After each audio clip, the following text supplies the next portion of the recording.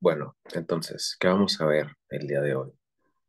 El día de hoy nos vamos a enfocar a ver lo que es patología de, bueno, el resto de patología uterina, sobre todo tumores de ovario, ¿verdad? Que la patología en realidad es muy sencilla. Después veremos muy rápido lo que son las enfermedades asociadas a la gestación, la enfermedad del trofoblasto, y ya después empezar a ver lo que es glándula mamaria, ¿ok? ¿Por qué? Porque esto sí es súper, mega importante. No todas las patologías que ves, sí, hay muchas de estas, pero siempre las que les gustan preguntar son estas de aquí, que son los tumores malignos y las lesiones proliferativas, ¿ok? A el resto yo te las voy a comentar muy general, ¿sí? Y ya. Y ya después, el día de mañana y todo el resto de la semana nos iremos acomodando para ver el resto de los temitas. Entonces, para comenzar con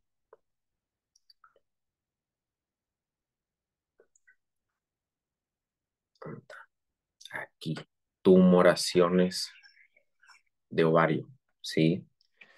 Ahora, el ovario es importante saber que es un órgano endocrino con la única finalidad de que de la ovulación. Es ovulación, ciclo menstrual, producción de hormonas, ¿ok? Entonces, de las neoplasias, claro que vamos a tener, en su mayoría de las neoplasias, van a ser de origen primario, ¿ok? De origen secundario serían metástasis y no hay metástasis a ovarios. Entonces, ¿cuál sería la patología o englobando a la gran mayoría? Los quistes, ¿ok? Los quistes, las neoplasias primarias, al fin de cuentas, muchos son proliferación, ¿sí? De las células que ya están ahí en el ovario. Ahora, vamos a ver aquí.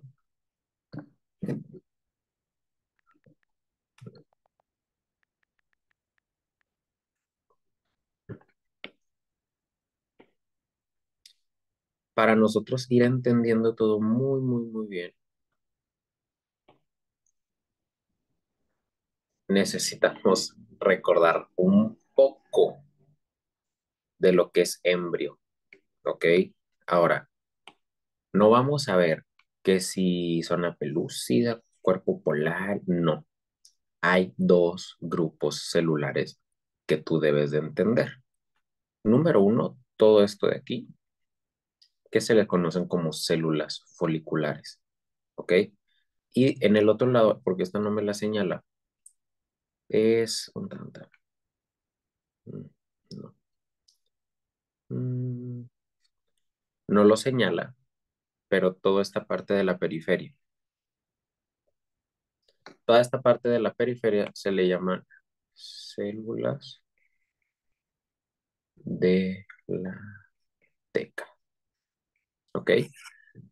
Teca interna y teca externa. Esas son las únicas dos poblaciones de células que nos importan, ¿sí? Entonces,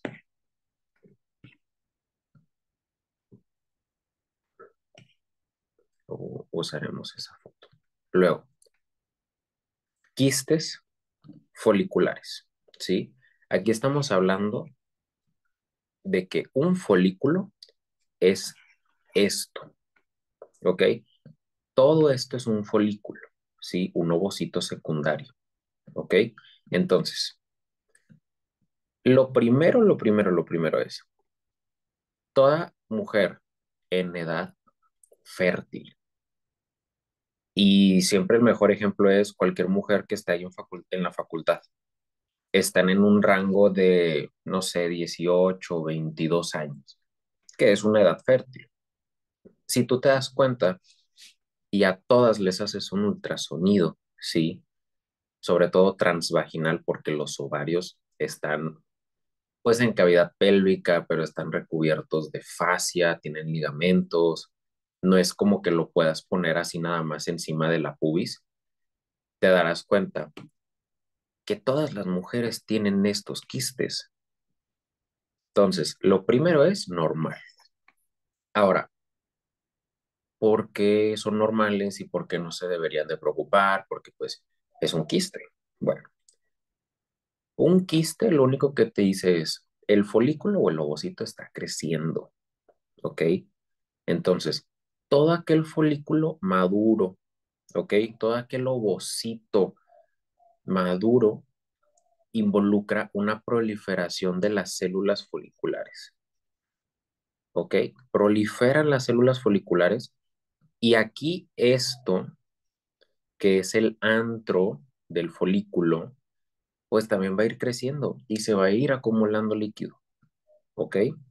Entonces, folículo o aquel ovocito que ya esté listo para la ovulación es un folículo maduro, ¿ok? No vas a ovular un ovocito inmaduro, siempre tiene que estar maduro, ¿ok? Entonces, ese folículo se le conoce como folículo de Graf, ¿ok? Mira,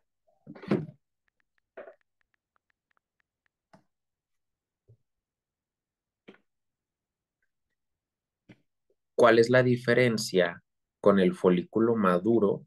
Pues que lo que va a ir aumentando en su tamaño va a ser el antro del folículo. Y si te das cuenta, lo que está en rosita son las células de la granulosa. Las células de la granulosa que están sosteniendo muy apenas al ovocito antes de la ovulación se le llama cúmulo óforo y la parte de las células azules son las células de la teca, que son las que te comentaba ahorita. Entonces, lo que sucede es el aumento de tamaño, aumento de antro folicular y líquido, ¿sí? Ahora, muchos pueden ser folículos que no se llegaron a romper y que no se produjo la ovulación, ¿sí? Entonces, y el otro es que sean múltiples folículos en desarrollo, o sea, que tú tengas un folículo secundario que todavía no llega a ese punto de ser un folículo terciario antes de la ovulación y que apenas está acumulando líquido y también lo puedes observar, o sea, en el ultrasonido, ¿sí? Porque sí adquieren un tamaño, pues, considerable. Entonces, ¿qué va a variar aquí? Aquí el problema muchas veces, porque aquí yo lo que les puse es anormalidades en la secreción de LH. Y cuando yo me refiero a esto, yo quiero que tú te acuerdes que cuando la ovulación, ovu, escrito, cuando esta llega tienes que tener un pico de ambas hormonas hipofisiarias, que son las gonadotropinas. ¿Qué sucede si la LH, porque en realidad la que tiene mayor juego en la ovulación es la LH? Si no tienes ese pico y tienes una secreción menor o simplemente algo sucedió que no pudiste obtener ese pico de LH, pues el ovocito se va a quedar adentro del ovario, ¿sí? Entonces, esto te forma quistes y la mayoría son foliculares, ¿ok? ¿Qué tienen en su interior? El líquido que ya te comenté que se forma por el antro folicular, que es un líquido ceroso, totalmente normal y total. Eso es lo único que tú tienes que acordar, ¿sí? Ahora, el quiste del cuerpo lúteo es después de la ovulación. ¿Por qué? Porque acuérdate de la ovulación, lo que se tiene que quedar en el ovario es el cuerpo lúteo. Y el cuerpo lúteo son células de la teca, ¿ok? Las cuales se quedaron allí en el ovario, ¿ok? El cuerpo lúteo o cuerpo amarillo, estas células de la teca va a empezar a actuar el ALH, el pico que se da en la ovulación, continúa para que esa hormona luteinizante actúe en las células de la teca y se empieza a producir progesterona, ¿ok? Ahora, ¿qué sucede con este cuerpo lúteo? También se puede hacer un quiste de este cuerpo lúteo, ¿sí? Pero contienen una característica que son luteinizados. No tienen líquido en su interior y están meramente formados de células de la teca, ¿ok? Ahora, este síndrome ya no lo preguntan, entonces nada más quédate con estos dos quistes, folicular, lúteo, que son quistes no neoplásicos, ¿sí? Y ahora vamos a pasar a las tumoraciones de ovario, que es lo que de verdad me importa, ¿ok? Si tú ves la clasificación de la OMS, esta tabla, tú vas a decir, ¿qué está sucediendo? Entonces todos esos me tengo que aprender. No, ¿ok?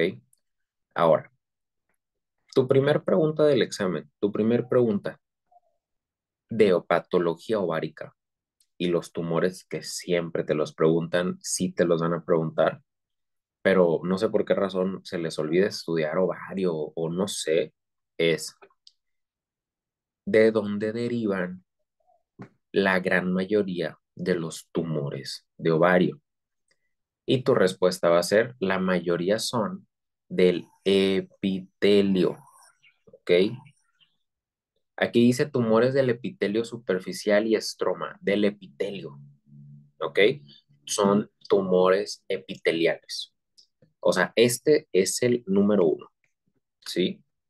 Después tenemos tumores de cordones sexuales. Y si tú te acuerdas, te darás cuenta de que en testículo también hay tumores de cordones sexuales.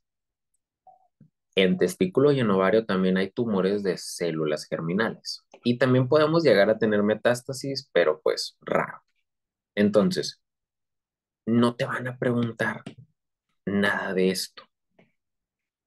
¿Por qué? Porque estas dos de aquí son raras, es raro.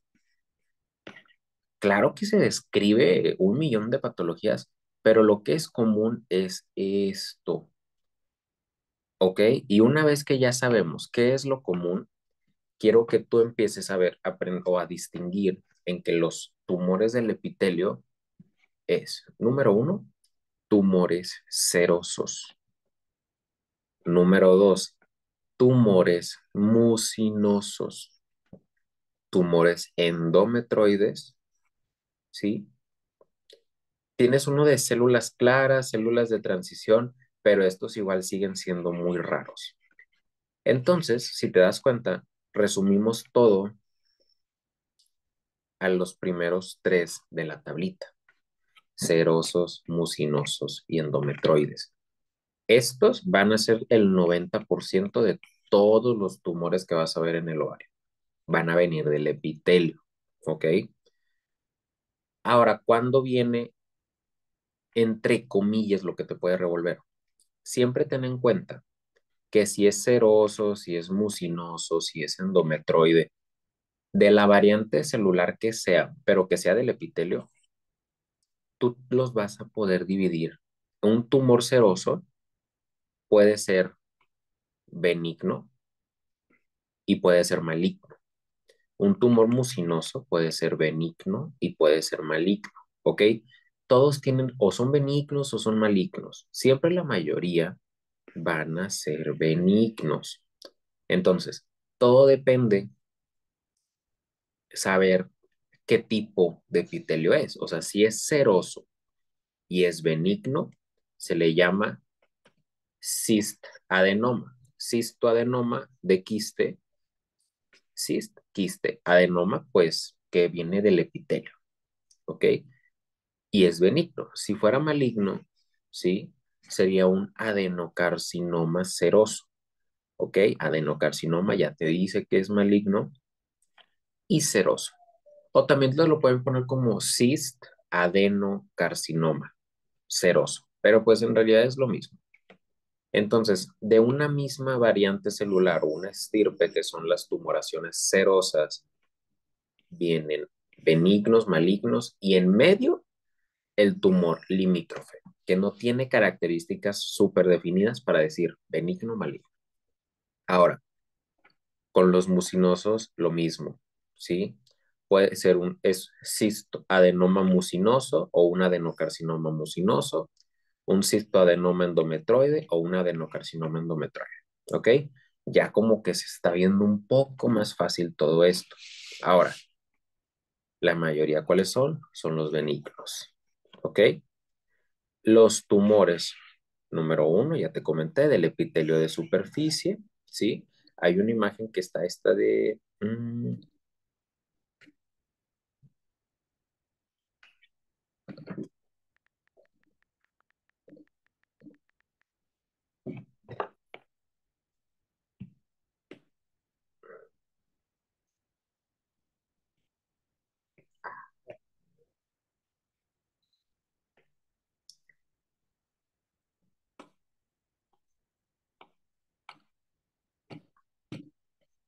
ahora, antes de ver lo demás, es este que es no ovario, este es una tumoración secundaria, ¿ok? Si nos enfocamos a esto, lo primario, te darás cuenta que te ponen esta imagen con las múltiples fases del ovocito, que si un ovocito primario, secundario, terciario, que es antes de que se ovule, el cuerpo lúteo y cómo se va involucionando ese cuerpo lúteo. Entonces, esto lo único que te señala es lo que ya te comenté. Número uno, tumor más frecuente en ovario, células epiteliales. ¿Cuál es el epitelio? La periferia del ovario, que es un epitelio de revestimiento. O sea, la tumoración no viene del ovocito, no viene de ninguno de los componentes de las células del ovocito. Los que son raros son de células germinales, del estroma, ok, todo esto de aquí, y ya también raro, pues las metástasis. Entonces, siempre, siempre, siempre es la periferia, ok. Ahora,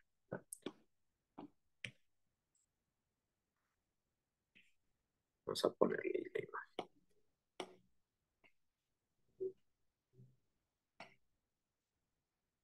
Número uno, tipos histológicos, ya te lo comenté, seroso, mucinoso, endometroide, ahí lo dejas, ¿ok? De células claras, raro, tumor de Brenner también es raro. Entonces, los quistes, ¿ok? O sea, todo empieza con un quiste, ¿ok? O sea, todo empieza ya como con los quistes que ya te comenté ahorita arriba, que el folicular o el de las células de la teca o X. Todo empieza con un quiste, ¿ok? Este quiste, en estos casos de las tumoraciones, también puede tener tejido fibroso, puede estar fibrosado y puede formarse como una cápsula, o sea, el depósito de tejido fibroso, y también podemos tener un cyst adenofibroma, ¿ok? Pero al fin de cuentas, siguen siendo quistes, ¿ok? Ahora, ¿cómo nos vamos nosotros a, pues no sospechar, sino inclinar hacia que sea benigno? La mayoría te van a, o sea, son las características que tú ya sabes, un quiste, una tumoración bien diferenciada que no prolifera rápidamente. O sea, sí tengo un quiste y todo, pero no ha aumentado de tamaño, no han aparecido más, sigue igual. Obviamente todo eso con ultrasonido. El borderline, que es el limítrofe, sí crecen un poquito más, pero no están invadiendo los tejidos, ¿ok? Y el maligno, pues, prolifera e invade, ¿sí? Esta imagen tenemos, número uno, el cistadenoma, que se origina, perdón, de la periferia, ¿ok? El tumor borderline crece un poquito más, pero si te das cuenta, no está invadiendo tanto la periferia, o sea, lo que es el epitelio. Si ya nos vamos a las tumoraciones malignas, claro que van a empezar a crecer por donde se les antoje, ¿sí?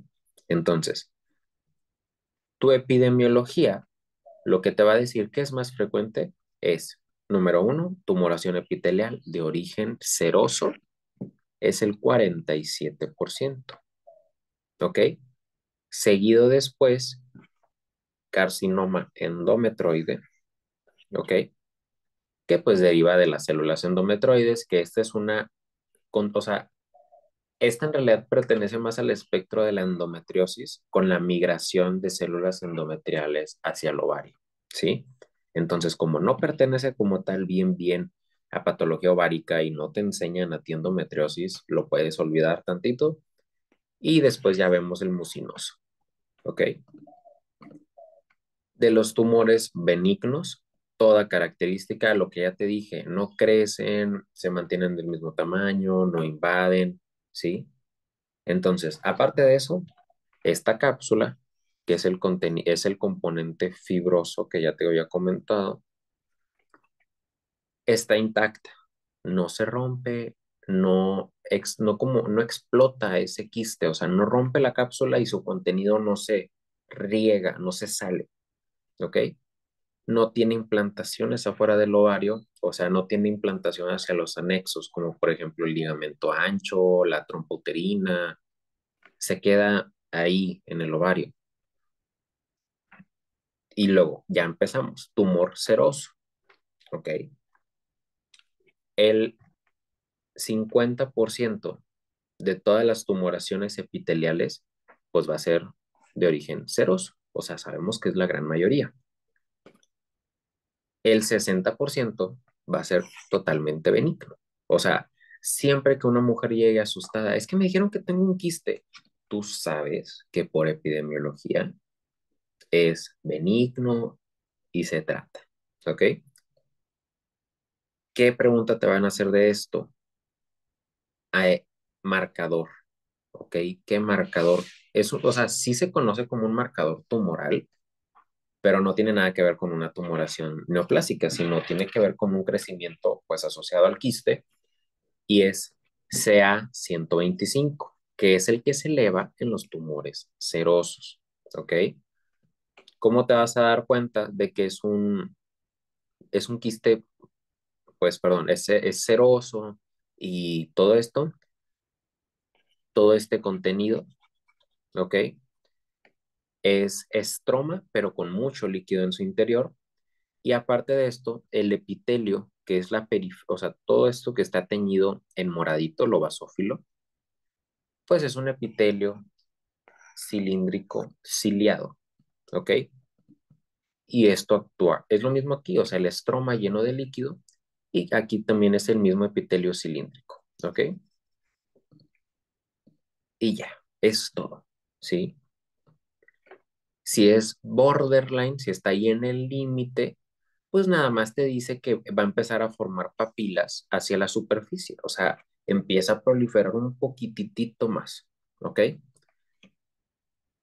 Puede haber atipia nuclear, sí podemos tener ahí una desdiferenciación de los núcleos, pero no te va a estar provocando una invasión, no te va a estar provocando que se rompa la cápsula del quiste, no nada, ¿ok?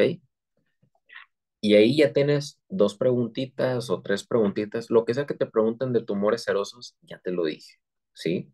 Ahora, tumores mucinosos. Mismo contexto, estamos en una tumoración del epitelio, ¿sí? Nada más que aquí, como su nombre lo dice, ya vamos a estar hablando de la producción de qué? Moco. Ahora, cuando es una tumoración mucinosa, es más probable que se pueda romper la cápsula, ¿ok? Y si se rompe la cápsula, tú sabes que estamos en algo maligno. Ahora, ¿qué va a contener este moco? Células tumorales.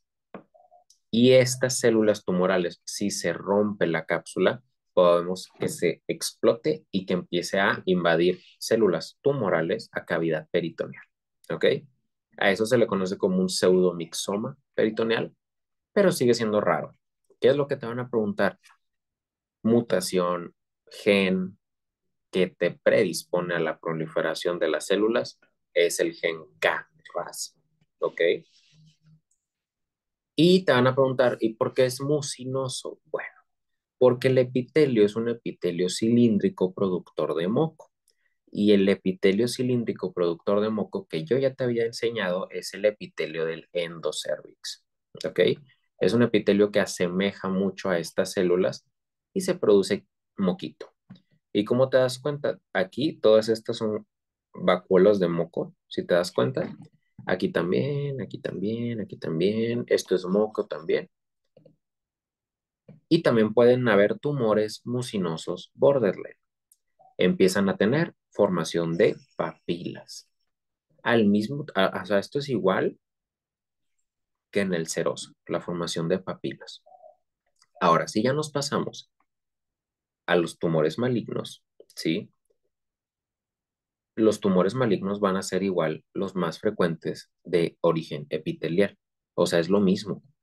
Ve, vamos a hablar de seroso y vamos a hablar de mucinoso. Aquí ya hablamos un poco del endometroide y ya después te hablo de las células germinales, pero ya todo eso después es rarísimo, ¿ok? Entonces, ay, déjame le tomo mi café.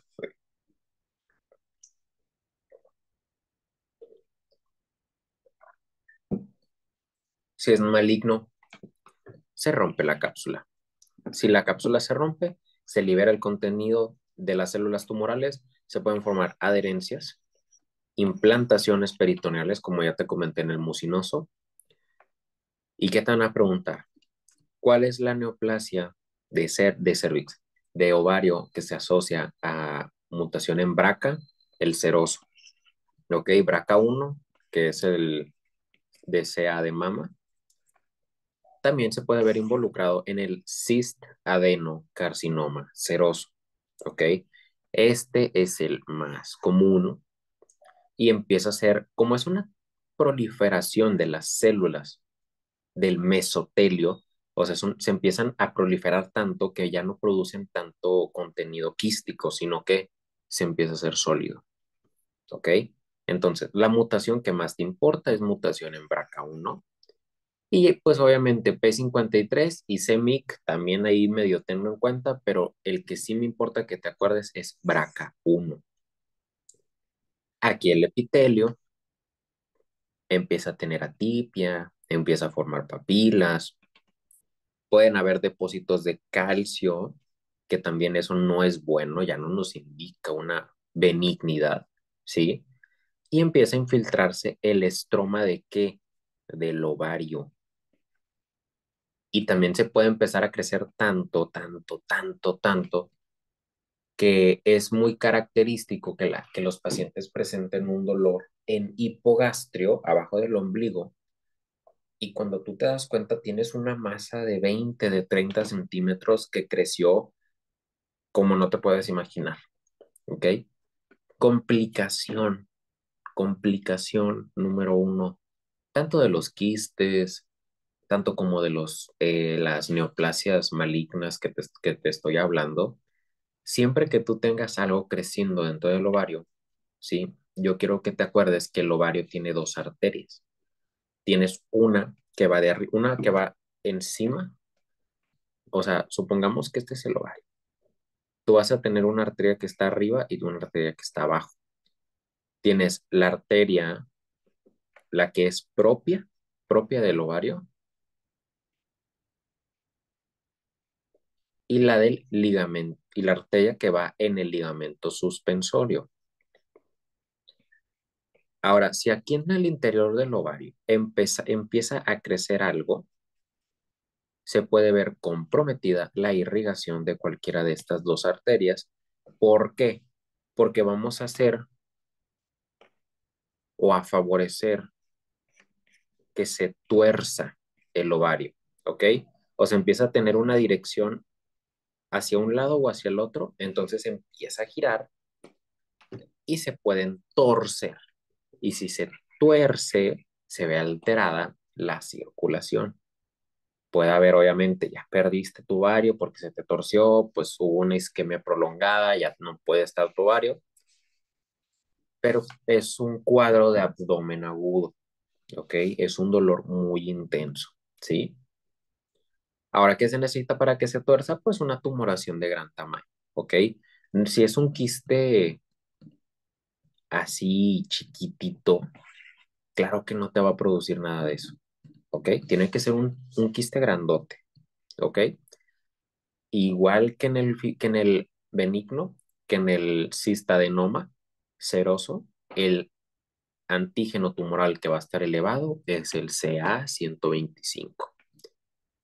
En el adenocarcinoma mucinoso es lo mismo, mutación en Carras, pero aquí ya empieza a tener una invasión, ¿ok? Empieza a crecer mucho más. ¿Cómo te das cuenta que es mucinoso? Pues porque contiene en el interior de la neoplasia mucina, ¿ok?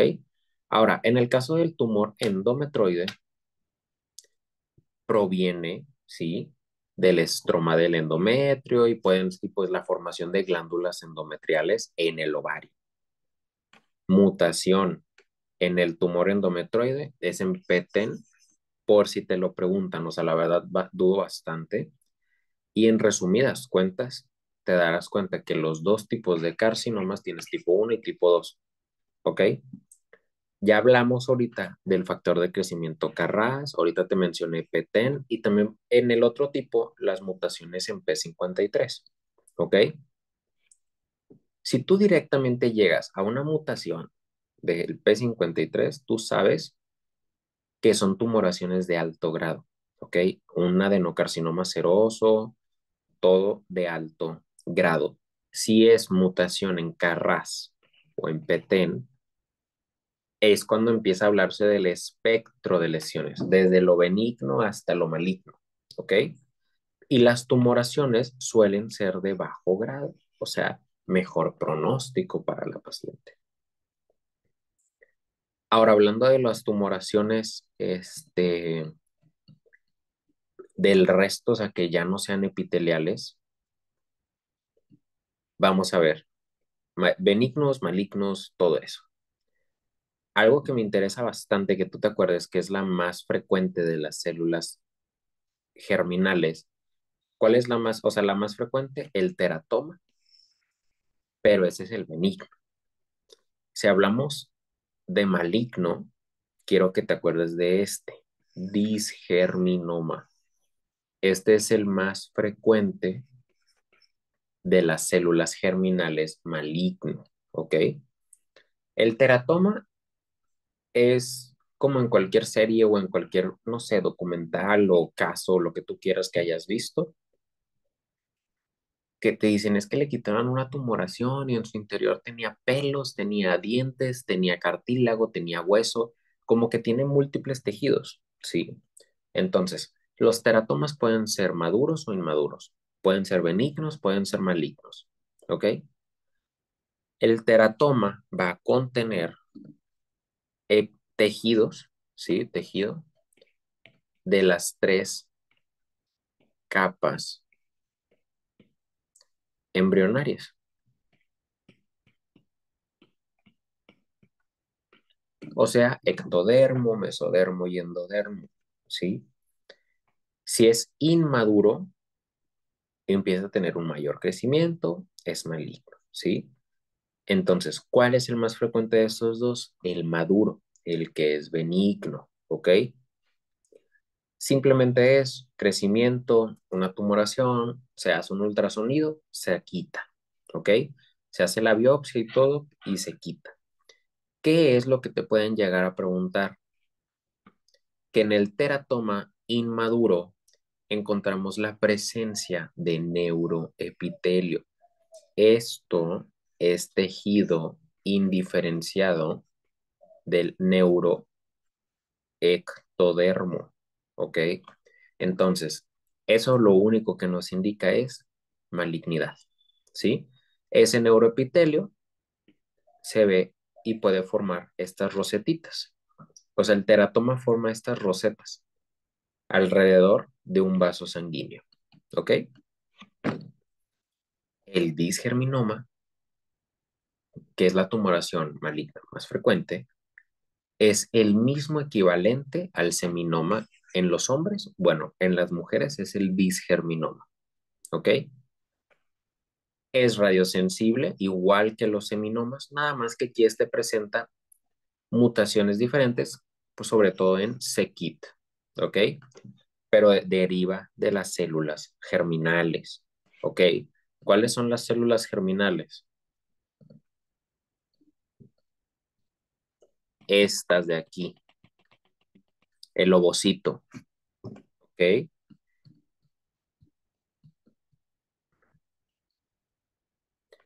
Y pasamos, y esto si te das cuenta, ya es lo mismo que si estuviéramos hablando de en testículo. O sea, tenemos tumoración de senos endodérmicos, también podemos tener un coriocarcinoma. Y si te das cuenta, tanto en hombres como en mujeres, si es de senos endodérmicos, la elevación es alfa-fetoproteína, ¿ok?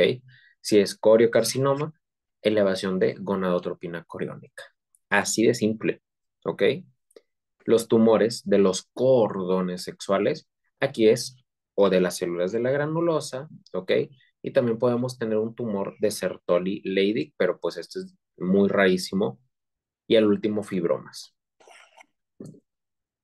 Entonces, el único que te voy a enseñar y comentar, que es el que te van a preguntar, que si lo preguntan, es el tumor de las células de la granulosa.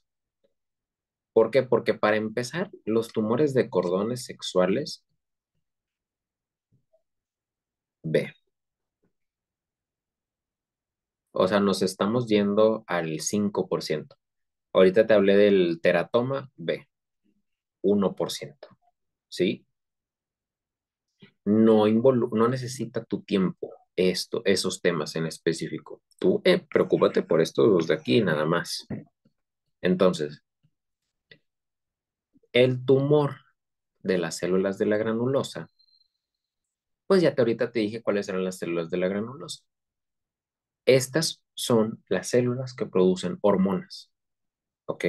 Van a producir estrógenos y también van a producir inhibina. ¿Por qué? Porque la inhibina es la hormona que retroalimenta de manera negativa a que disminuya la producción de estrógenos. Todo esto viene de las mismas células, ¿sí?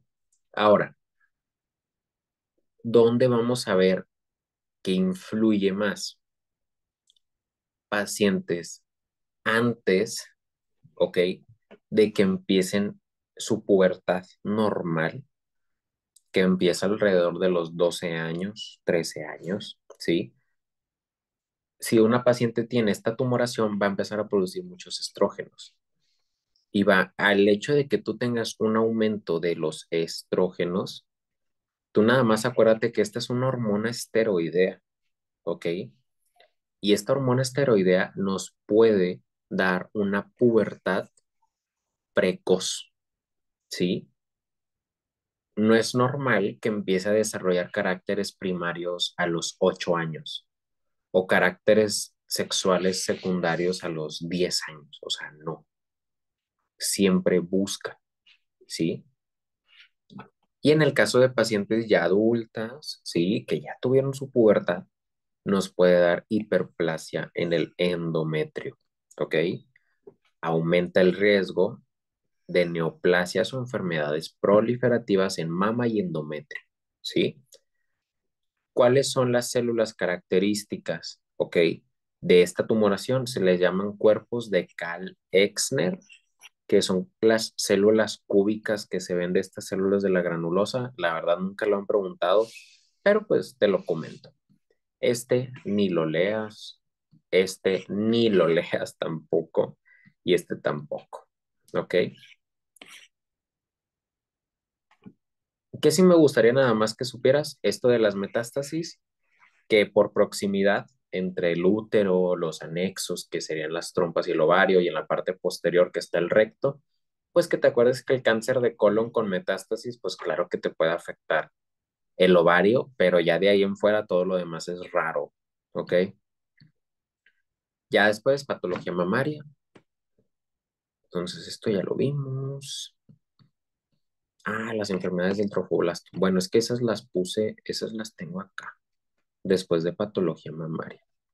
Esas luego las vemos, que al cabo están bien X. Ah, no, las puse hasta acá abajo. Bueno,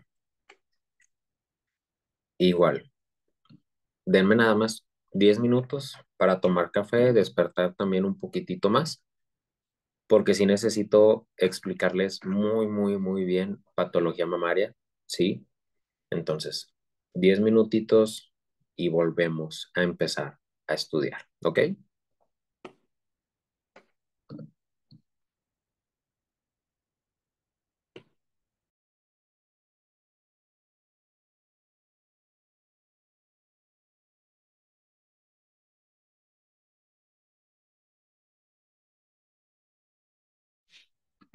Listo. Vamos a continuar, ¿ok?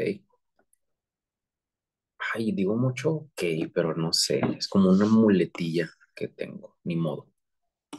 Vamos a empezar a ver, mama, ¿ok? No es tanto, ¿ok? O sea, es rápido, no es complejo, nada de eso. Ahora, yo estudié mucho cáncer de mama, desde quinto, luego en octavo y luego en onceavo, o sea, es un tema que siempre, siempre, siempre te van a querer como, estúdiatelo y apréndetelo bien, bien, bien, bien, bien. Tú vas a salir como médico general. Tú eres ahorita un médico general que no tienes que ser especialista. ¿Para qué? Para entenderlos, o sea, lo que vamos a ver, ¿ok? Son cosas muy sencillas, ¿ok? No es nada del otro mundo. Tú lo que tienes que estarte siempre, siempre imaginando es, tus exámenes son casos clínicos. No importa el caso clínico que sea, cuántos años, lo que importa es, número uno, que la paciente femenina veas lo primerititito, cuántos años tiene. Si llega, por ejemplo, una mujer, 20 años, tú no vas a pensar que tiene un CA de mama, ¿ok? No es lo mismo también si está embarazada o lactando. Las patologías cambian y es todavía hasta más sencillo, ¿sí? Está menstruando, porque acuérdate que la mama es un órgano altamente sensible a los estrógenos y preguntarle siempre, ¿qué síntomas tienes? Es que no es que sabes que yo estaba amamantando a mi hijo y ahorita la mama se me inflamó tanto y me duele. Ah, ya de volada, sabes qué va a ser. Si viene una paciente joven, muy probablemente tú estás, ese algo, una mastopatía fibroquística. Oye, el nombre es larguísimo y suena súper mamador. Lo único que es muy probablemente tienes un quiste. ¿Y por qué un quiste? Porque acuérdate que tú tienes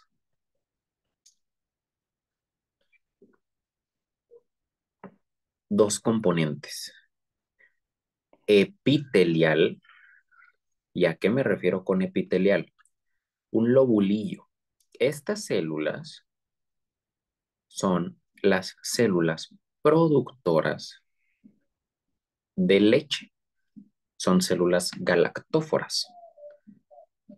Esto, que es múltiples acinos, ok, aquí es uno, dos, o sea, múltiples acinos o múltiples lobulillos te forman la unidad funcional, ok. Normalmente esto es un acino y el conjunto se le llama lobulillo. Y todo, o sea, yo quiero que también tengas en cuenta, la glándula mamaria sirve para dos cosas, igual que el útero. Sirve para lactar, número uno, y sirve para que crezcan, no para que te dé cáncer, sino sirve para que cualquiera de los componentes empiece a proliferar de más y te empiece a provocar problemitas, ¿sí? No necesariamente un cáncer, pero yo quiero que veas cómo tienes la unidad epitelial y lo que está aquí entre los lobulillos, el estroma. Entonces ya simplificamos a la glándula mamaria en dos, epitelio y estroma. En ese estroma va a estar involucrado el tejido adiposo. ¿Por qué? Porque la glándula mamaria está formada casi que en su mayoría de tejido adiposo. Es grasa y es estroma. Y la unidad epitelial, o sea, lo que es el lobulillo que ya te comenté. Entonces, es muy sencillito. ¿Por qué? Manifestaciones clínicas, mastalgia o mastodinia es el dolor en la glándula mamaria. Toda mujer te va a comentar que ellas saben cuándo van a empezar a menstruar de acuerdo a la hiperalgesia o al dolor que sienten en glándula mamaria. Y todo esto deriva de qué? De los estrógenos.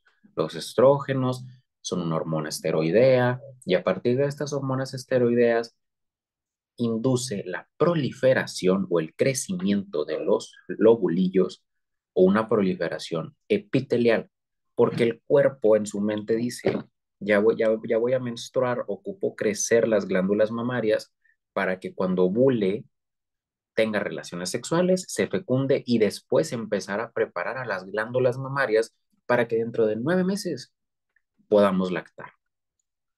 Así funcionan, ¿sí? ¿Cuándo van a disminuir de tamaño? Disminuye el dolor cuando empieza a subir la progesterona, cuando el ovocito no se fecundó y se reinicia el ciclo. Ahora, si te dice que le duele, yo quiero que tengas en mente que lo que no duele es el cáncer de mama. No duele, nada más tiene otros síntomas, ahorita te los digo. Si le duele, tú siempre tienes que pensar en una paciente embarazada que pueda tener una mastitis, una inflamación, algo agudo. Ahora, ¿cuál es el otro este contexto? Yo estaba, es bien raro, pero quieras o no sucede, no sé por qué, pero las mujeres no se dan cuenta cuando tienen una tumoración. O sea, es bien raro porque no se autoexploran lo suficiente. Y aplica lo mismo para los hombres, o sea, los hombres no se autoexploran los testículos porque es algo que no le damos importancia. ¿Qué tiene? Estoy chavo, estoy joven, ¿qué me va a suceder? Y entonces se aplica para los dos, para hombres y para mujeres. Entonces, muchas veces los que se dan cuenta son las mujeres que tienen pareja y dicen que su novio le sintió una bolita. Y así ellas dicen, oye, pues es que si mi novio me dijo es porque, pues, ¿cómo se dio cuenta él? O no sé, porque yo no me di cuenta. Y sucede.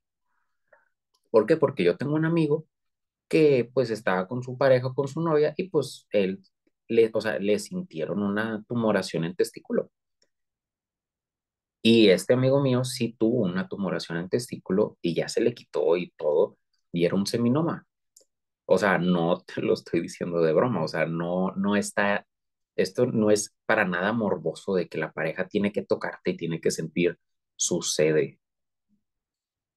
Y tanto si se dieron cuenta por autoexploración o por alguien más o como lo quieras ver, no importa quién haya sido. Lo que importa es masa palpable, nódulo. Tienes que aprender también a hablar. ¿Por qué? Porque no le vas a decir a una mujer, es que tienes una tumoración. Si tú no supieras medicina y alguien te dice la palabra tumoración, se te baja la presión y te asustas. Lo único que vas a pensar es, me estoy muriendo, algo me está pasando. Un nódulo es aquella masa, porque todo entra en el concepto de masa palpable. Tú lo que tienes que averiguar es menor a 1 centímetro o mayor a 1 centímetro. Si mide 5 centímetros, claro que esa es una tumoración, pero si mide 1 centímetro o si mide un poquitito más o casi 2 centímetros, es un nódulo. ¿ok? Es una masa nodular, no una tumoración. Después tenemos la secreción por el pezón y lo único que debería de salir por el pezón es leche. ¿Qué sucede cuando sale sangre? Y yo sé que cuando te comento, es que tiene salida de sangre por el pezón. Tú te vas a acordar que en breve te dijeron que cuando tienes secreción sanguinolenta puede ser un cáncer de mama. Bueno, yo te comento que la causa número uno de secreción serosa sanguinolenta a través del pezón es a través de un papiloma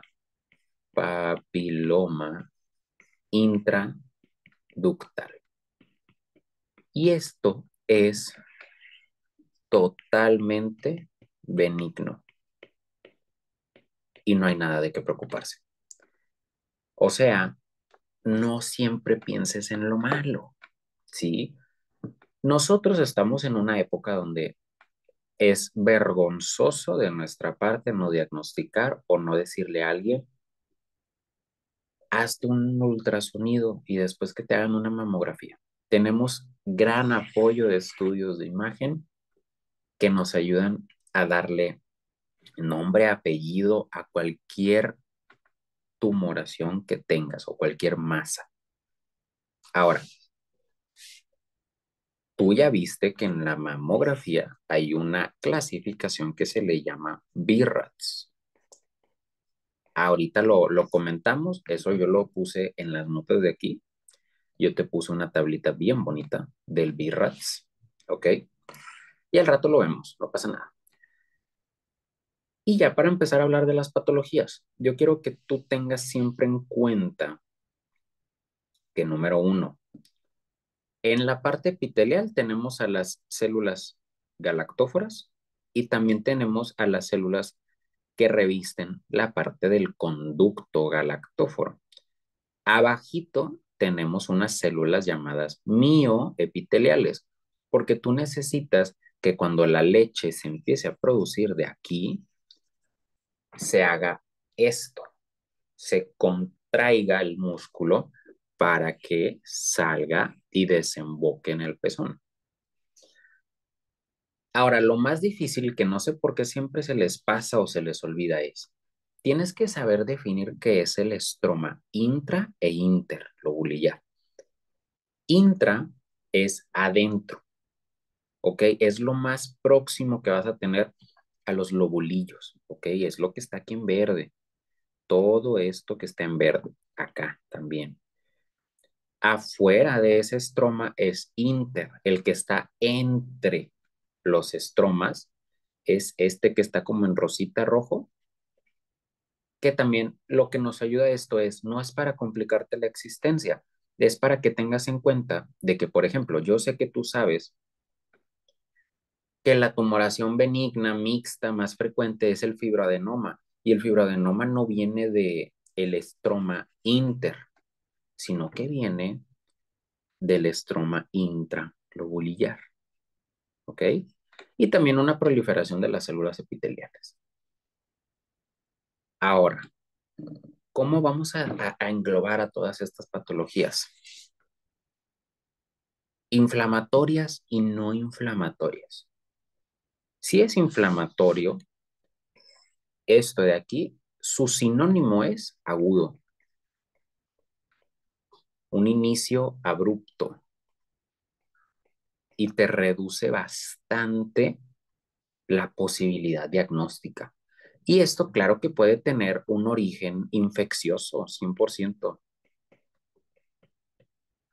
Y si hablamos de las patologías no inflamatorias, ya vamos a ver mastopatía fibroquística ¿cómo se llama? Enfermedad fibroquística y las tumoraciones benignas, malignas, etcétera.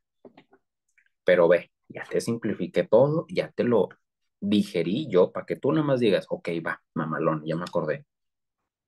Continuando, síntomas, date cuenta cómo la sensación de masa palpable, que es casi como una cuarta parte de esta gráfica de pastel, engloba solamente el 5% de los cánceres. Y la aparición de bultos o de tumoración o todo esto es el 1% de los cánceres. O sea, una cosa es una masa que sea pequeña y la otra es un bulto que ya sea una tumoración grandota.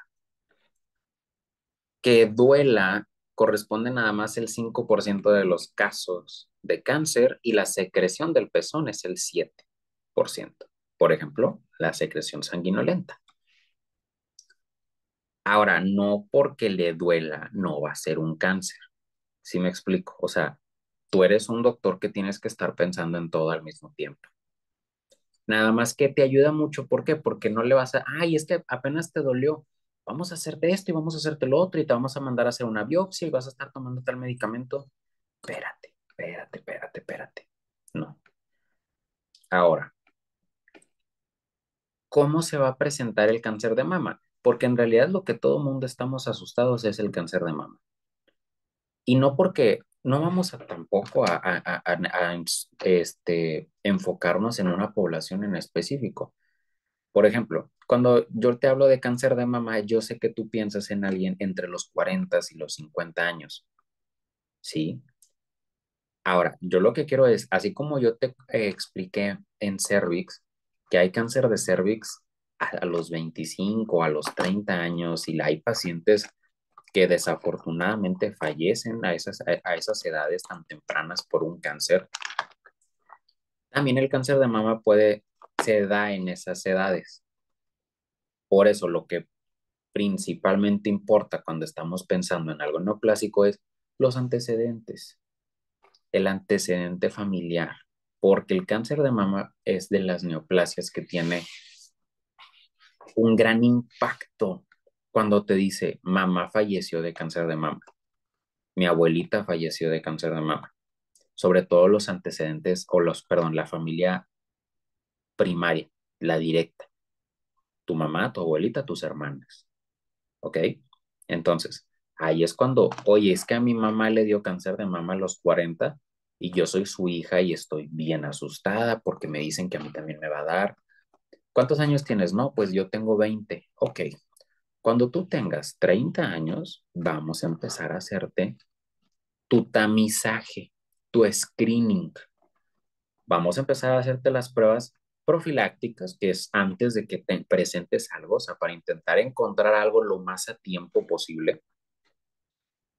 Y luego, ya después que tenemos a nuestros pacientes y que ahora, chingale, tiene cáncer, ¿qué es lo primero que se presenta? Mamografía anómala.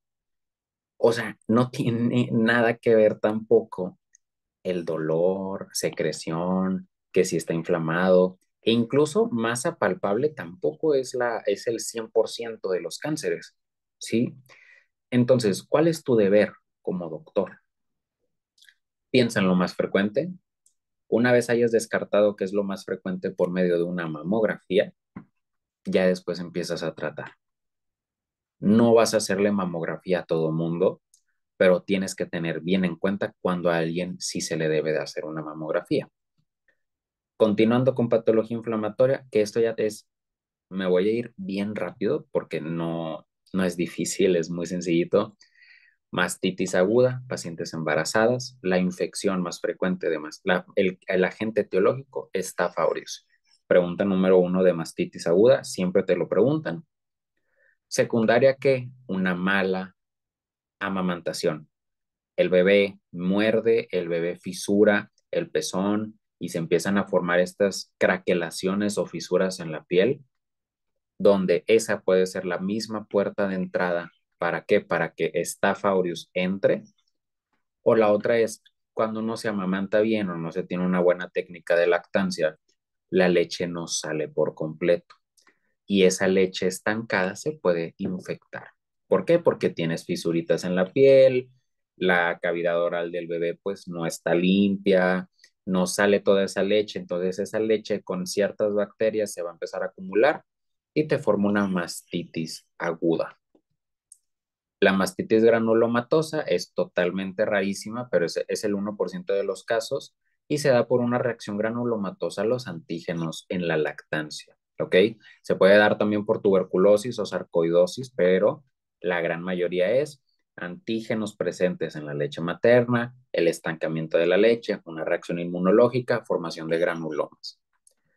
La mastitis periductal o la enfermedad de Suska sí te la pueden preguntar, porque lo característico es que el conducto galactóforo o el pezón empieza a tener una metaplasia, o perdón, o sea, empieza a tener como tal una hiperplasia de todo el tejido plano estratificado de la piel y el epitelio cúbico simple o el epitelio cúbico que está en los conductos empieza a tener metaplasia. O sea, este epitelio cúbico empieza a parecerse o se convierte a un epitelio escamoso. Ahora, se forman tapones de queratina. ¿Por qué? Porque tenemos una metaplasia escamosa y aparte de eso, abajo empieza a formarse un absceso. Ese absceso va a ser Staph aureus, donde con este absceso podemos tener fístulas hacia qué, hacia la areola, hacia la periferia del pezón. Entonces, todo esto es como una infección que salió mal. ¿Dónde qué? Donde se forma la metaplasia con un absceso subareolar, abajo de la areola. Y este absceso puede fistulizarse. ¿Ok? Mm, la mastitis periductal rarísima, no te la voy ni a comentar. Lactasia ductal, sí. ¿Por qué lactasia ductal? Sí. Porque es cuando tienes una dilatación de los conductos galactóforos y abajo de la areola tú vas a sentir una masa palpable. ¿Qué es lo que te va a orientar a que sea una ectasia ductal? Paciente que esté lactando, una mamá multípara que ya tenga varios hijitos y que la secreción que provenga de esta masa pues va a ser secreción blanquecina. Esa secreción blanquecina es leche, ¿sí? Cuando se dilata, también se dilatan las células mioepiteliales y no se produce la contracción que esperamos. Necrosis grasa, te van a preguntar, de necrosis grasa te lo preguntan bien directo y es causa. ¿Qué lo produce la necrosis grasa? Traumatismos directos a la glándula mamaria. ¿Por qué? Porque acuérdate que la mama está en su totalidad hecha por tejido adiposo. Entonces, un traumatismo directo puede producir, número uno, equimosis o moretones, pero como nosotros estamos produciendo una reacción inflamatoria en la grasa, se puede llegar a depositar calcio, ¿ok? Y cuando nosotros hablamos de calcificaciones, las calcificaciones son muy importantes en mamografía cuando hablamos de cáncer de mama. Entonces, si tú le tomas una mamografía y ves calcificaciones, no te asustes, nada más es pregúntale si tuvo algún traumatismo en esa mama. Ahora, epiteliales benignas es lo que conocemos como mastopatía fibroquística, ¿sí? Sí puede haber una proliferación, pero es mínima, por no decir que nula, porque en su mayoría todas estas lesiones en epitelio no proliferan, sino que te forman quistes. Estos son nódulos palpables, pueden provocar dolor, pero lo más importante es que al ser benignos son células normales que todavía responden a las hormonas como los estrógenos. Entonces tienen un cambio, una fluctuación en los síntomas dependiendo del ciclo menstrual en el que estén. ¿Ok?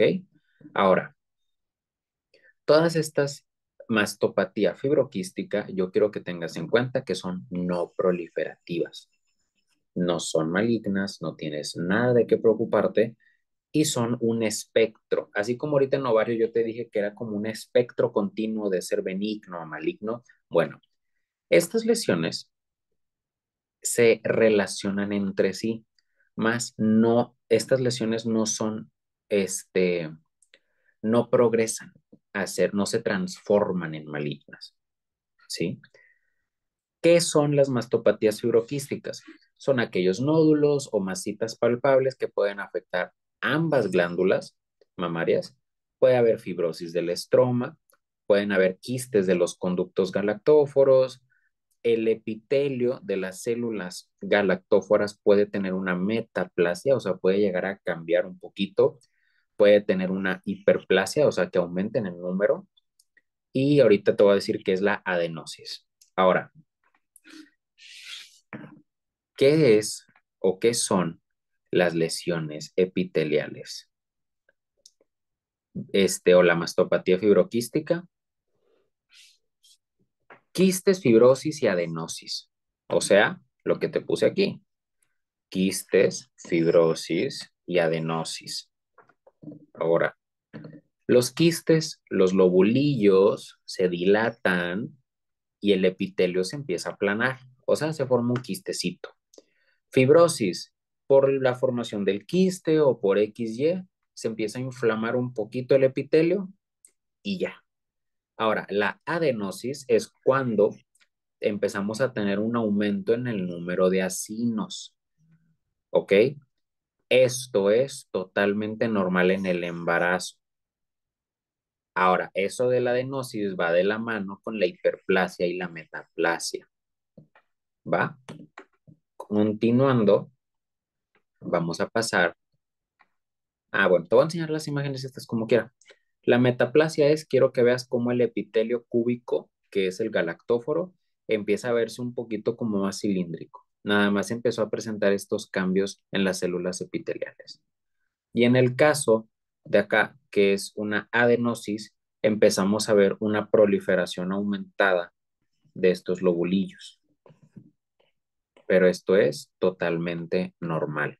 Y empezamos a ver también una fibrosis del estroma. Esto de aquí es un quiste. Ese quiste es esto del interior.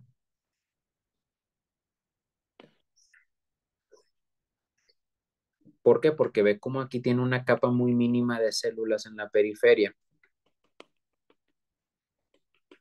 Entonces, en su interior vamos a tener contenido seroso o leche.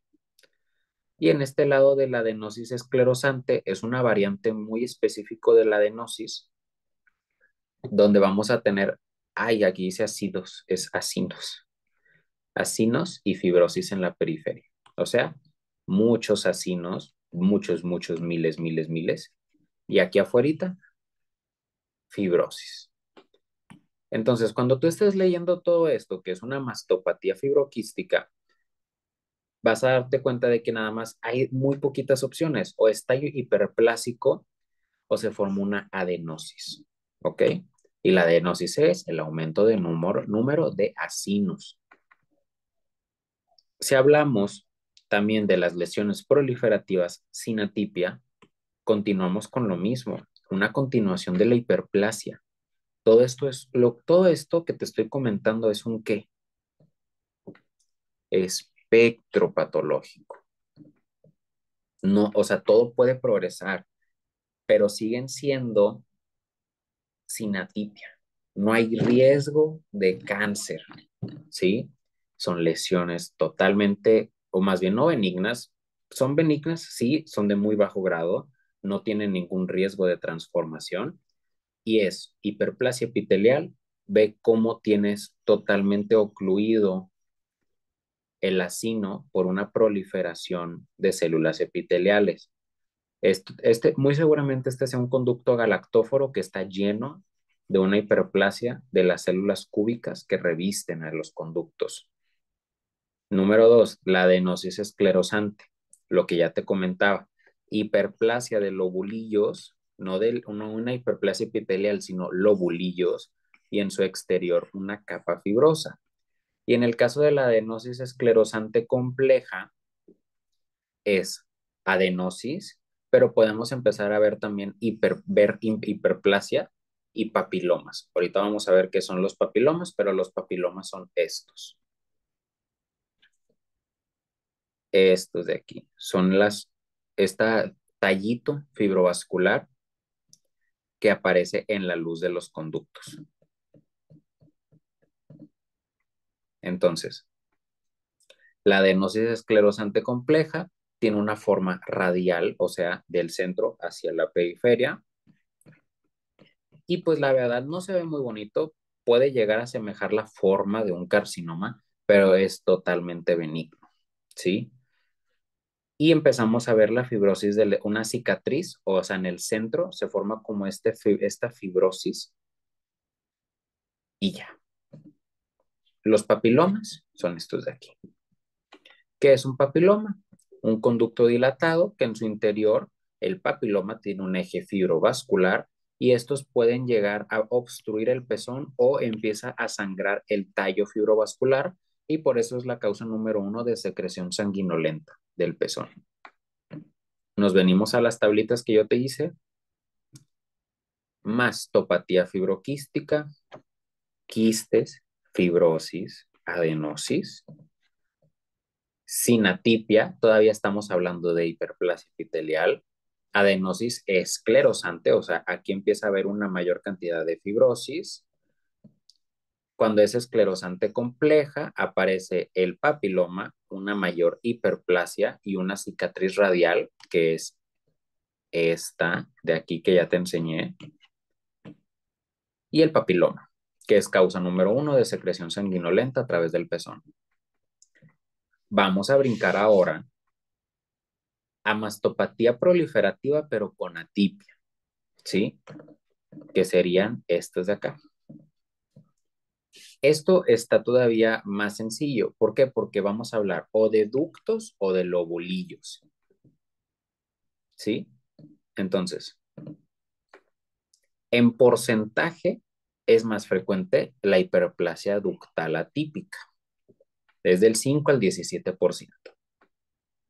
Lo importante es ver que al tener atipia, ay, ¿dónde estaba? Bueno, vamos a usar esta de acá. Te darás cuenta de que cuando hablamos de enfermedad proliferativa con atipia, que es la hiperplasia ductal atípica y la hiperplasia lobulillar atípica, hay un riesgo de desarrollar cáncer en un 13 a un 17%. O sea, no nos estamos acercando ni, o sea, al 100%, ni de pedo. Y incluso te vas a dar cuenta que cuando se forma un carcinoma in situ, tienes un riesgo de tener un 25 a un 30% cáncer de mama a lo largo de la vida. Nada de estas lesiones te está diciendo, tú vas a tener cáncer de mama. No. Porque ves, si hablamos de la mastopatía proliferativa sin atipia, que es la hiperplasia, la adenosis esclerosante y todo eso, hay un riesgo de un 5% a desarrollar cáncer de mama. Ahora, la hiperplasia ductal es, esto es un conducto galactóforo y en su interior empezamos a tener una proliferación epitelial, ¿sí? Son células que empiezan a hacerse cilíndricas, de cúbicas empiezan a hacerse cilíndricas. Las células cilíndricas están acá y las células que se hacen redondas se ponen aquí en el centro, ¿sí? Ve cómo se empiezan a hacer redonditas, redonditas. Y la hiperplasia lobulillar es la hiperplasia de los lobulillos, ¿sí? No de los conductos, sino del lobulillo. De esa no tengo, vamos a ver si...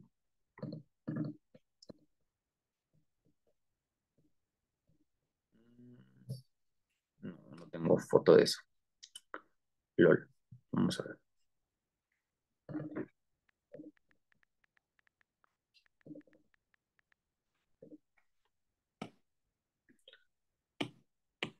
Mm,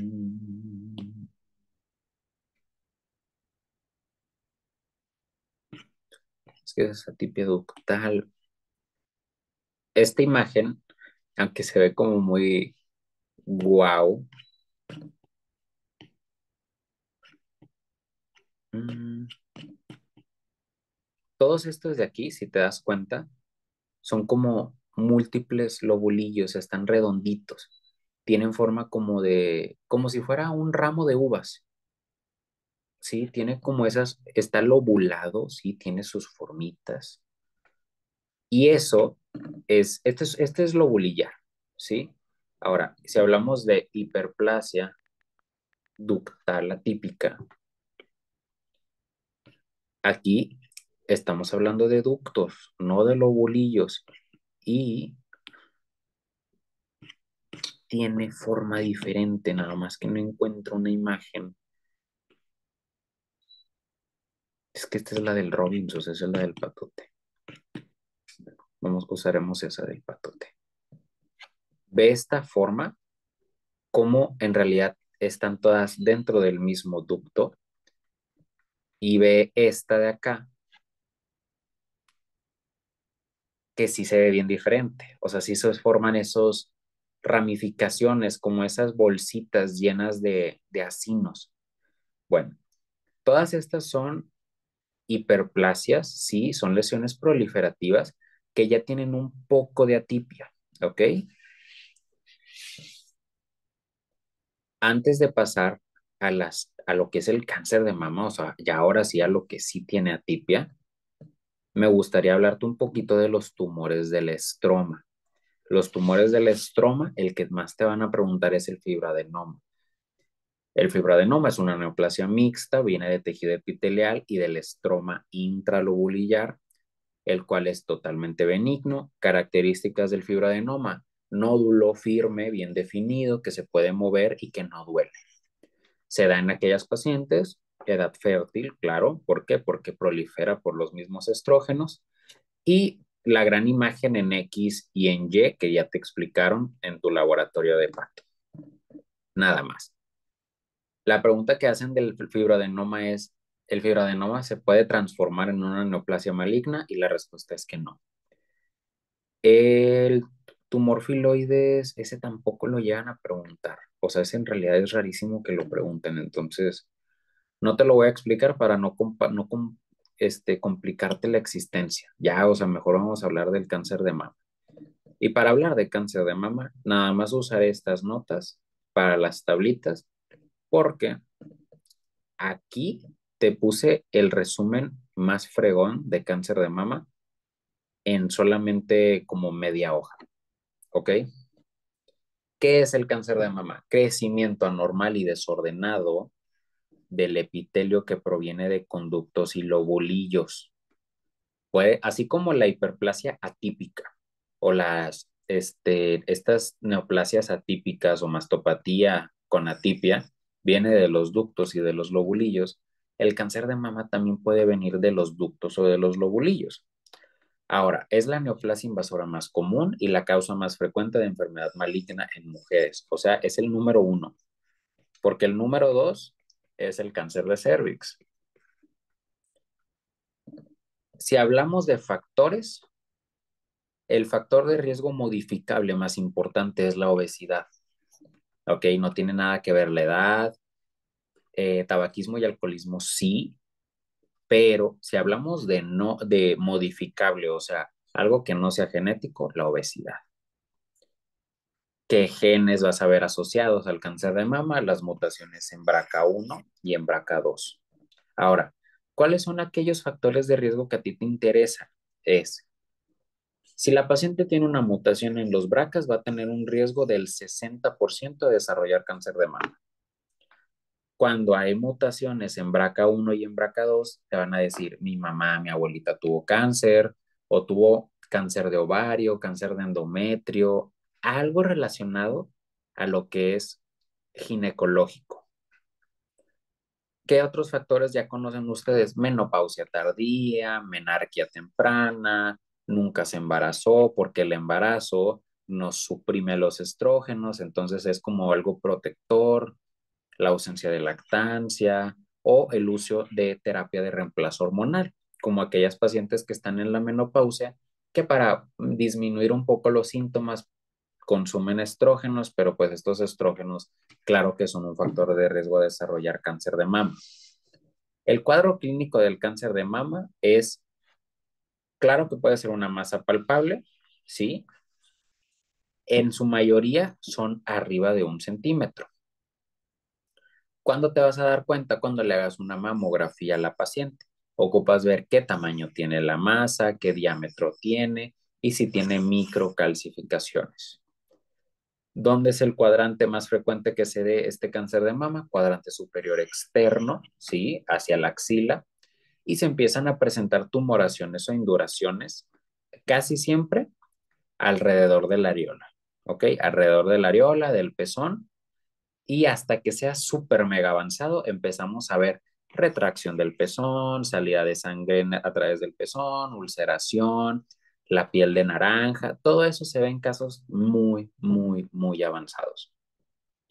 El cáncer de mama se disemina de manera principal a los ganglios linfáticos de axilares, sobre todo de la axila que esté afectada, o sea, la glándula mamaria derecha, se van a los ganglios de la axila derecha, ya sea ganglios axilares o ganglios paralelos a la mamaria interna, que están a nivel del esternón, y si hay metástasis se va a pulmón por proximidad. ¿Cómo vamos a dividir el cáncer de mama? Carcinoma intraductal o ductal in situ, o sea, el in situ es aquel que yo te comenté que tiene un riesgo de... Ay, ¿dónde lo puse acá?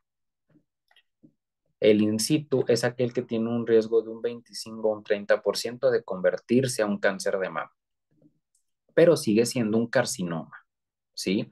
Ya empieza a tener una mayor atipia que las enfermedades de hiperplasia ductal atípica, ¿ok? ¿Por qué? Porque estas tienen menor atipia que esta de acá abajo.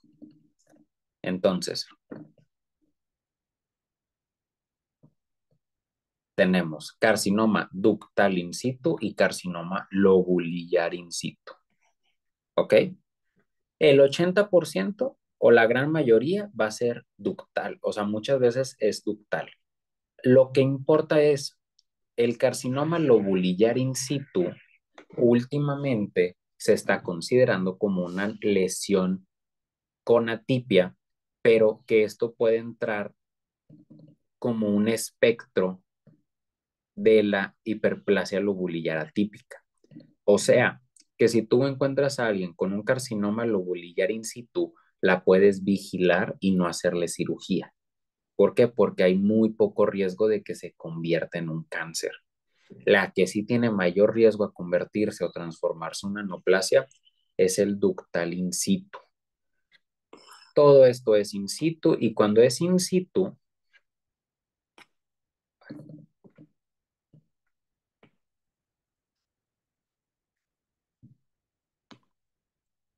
no ha sucedido esto.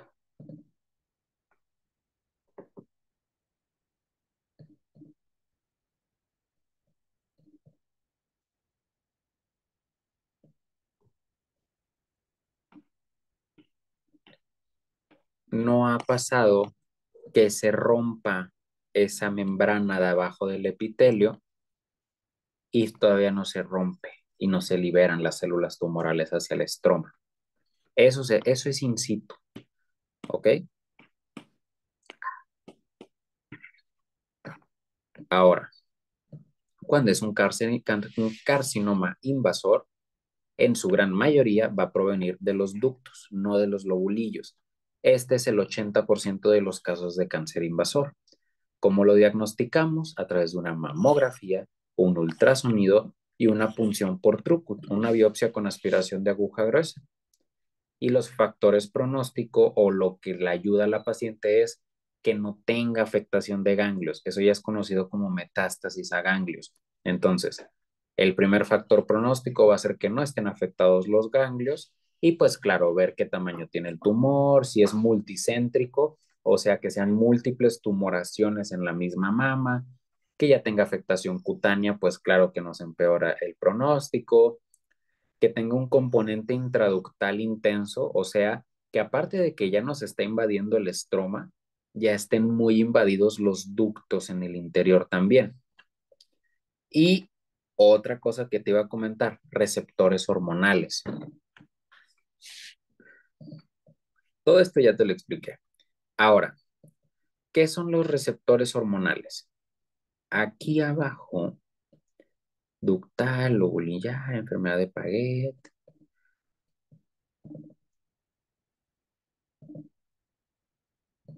Contaba la imagen que yo ocupo.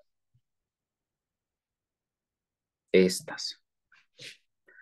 Si tú dices, ay, este vato habló muy rápido, tú te vas a poner a leer esto y si ves el video de aquí, muchas cosas que vas a leer vas a decir, ah, este vato lo dijo, ya lo entendí.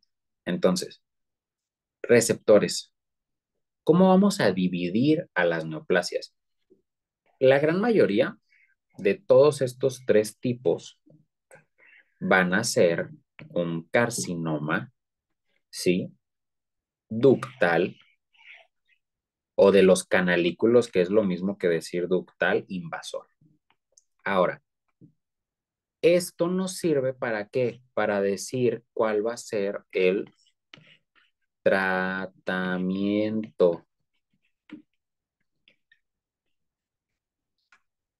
¿Por qué? La gran mayoría de los tumores van a ser luminal. ¿A qué se le conoce como una carcinoma ductal invasor? Pero es luminal, te va a decir que es una tumoración que tiene receptores de estrógenos y es negativo para un marcador molecular llamado HER2. NEU, se llama HER2, NEU. Esto lo que nos dice es, el 55% de los cánceres de mama son de tipo luminal, ¿ok? Si te dicen que es luminal, tú ya sabes, receptores de estrógenos positivos y HER2 negativo. Ahora, este tipo de patrón luminal, pues claro, puedes ver que es luminal A, luminal B. Eso pues no me interesa tanto que te lo aprendas.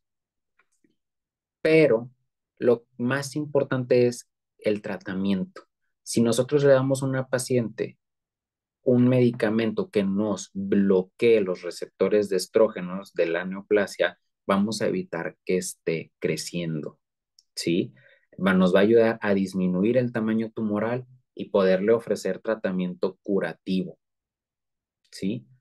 Lo que te pueden llegar a preguntar es, las mutaciones en BRCA2 se ven asociadas al luminal B y ya. Pasando al HER2, es el 20% de los casos. En este caso, al ser enriquecido con la molécula de HER2, puede tener o no también receptores de estrógenos. En su mayoría tiene receptores de estrógenos positivos, pero nada más que aquí al tener ese HER2 negativo, nos da una mayor malignidad, ¿ok? Y nos da un mayor porcentaje de metástasis y nos da incluso pues un menor pronóstico. ¿Por qué? Pues porque suelen ser más agresivos. Y el triple negativo es cuando tienen receptor de estrógeno negativo, HER2 negativo, y también tienen receptores de progesterona negativo.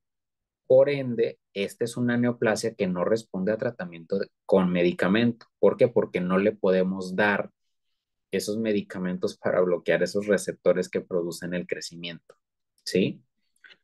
Entonces, ese es el factor pronóstico también, que no sea receptores hormonales negativos o triple negativo. Te puse esta tablita que tiene el BRATS, la puedes leer tú a tu tiempo y a tu ritmo y te vas a dar cuenta de las categorías y cuándo es importante hacer la biopsia. ¿Cuándo se hace la biopsia? A partir de la categoría 5. Igual, de este lado, luego tú te vas a poner a leer otra vez. Quiero que leas los factores de riesgo, ¿sí?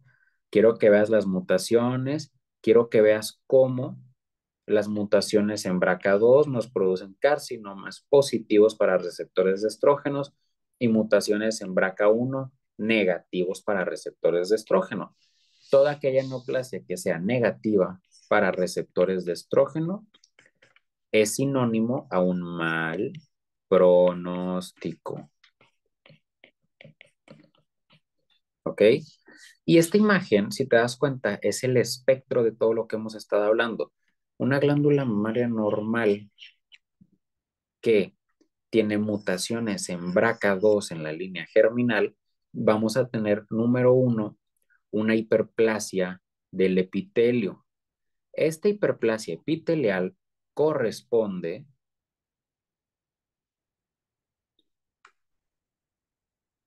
a esta hiperplasia epitelial, ¿ok? La cual, si te acuerdas, tiene un riesgo de un 5 a un 7% de progresar a un cáncer de mama. En el contexto de la paciente, que les estoy, bueno, de esto de aquí, tiene mutación germinal. Por ende, claro que va a progresar. Si no tuviera esa neoplasia, no, esa neoplasia, si no tuviera esa mutación en BRCA2 en la línea germinal, se quedaría en una hiperplasia epitelial, ¿ok? Iniciaría como una hiperplasia sin atipia y progresaría a ser una hiperplasia con atipia, ¿ok? O sea, pasaría a ser alguna de estas dos, sobre todo de esta, ¿ok? De los ductos. ¿Por qué? Porque te vas a dar cuenta que progresa a ser una hiperplasia ductal atípica y después nos da un carcinoma ductal in situ. ¿Por qué in situ? Porque todavía no nos invade la membrana basal. Mutaciones en BRCA2 es el 50 al 60% también de los casos, nos da receptores positivos para estrógenos y por ende positivo para estrógenos, negativo para HER2 y es luminal, ¿sí? Podemos también tener un 20% de los casos que tengan HER2 o amplificación de esta molécula HER2, donde sea receptor de estrógenos positivo, HER2 positivo, y pues igual es lo mismo, un carcinoma ductal in situ. Pero cuando hay las mutaciones en BRCA1, no tenemos un, como una lesión proliferativa atípica, simplemente progresa rápidamente a un carcinoma ductal in situ, porque llega a tener mutaciones en P53 y este es el de peor pronóstico porque este es el basal, el triple negativo, ¿sí? No tiene receptores de estrógenos, no tiene de progesterona, no tiene amplificación de HER2, por ende no tenemos ningún target al cual pegarle con el tratamiento, ¿sí? Chécate esta tablita, pero simplemente con que te acuerdes, luminal. Quiero que estudies bien el luminal A y el luminal B. Ya después lees el enriquecido o HER2 positivo y el triple negativo.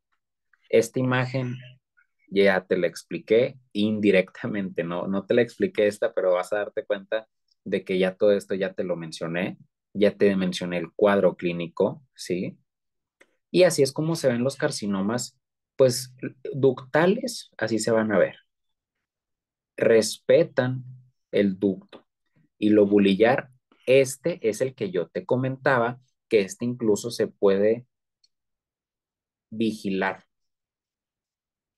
¿A qué? Porque este es el que tiene menos predisposición a progresar un carcinoma lobulillar invasor, ¿sí?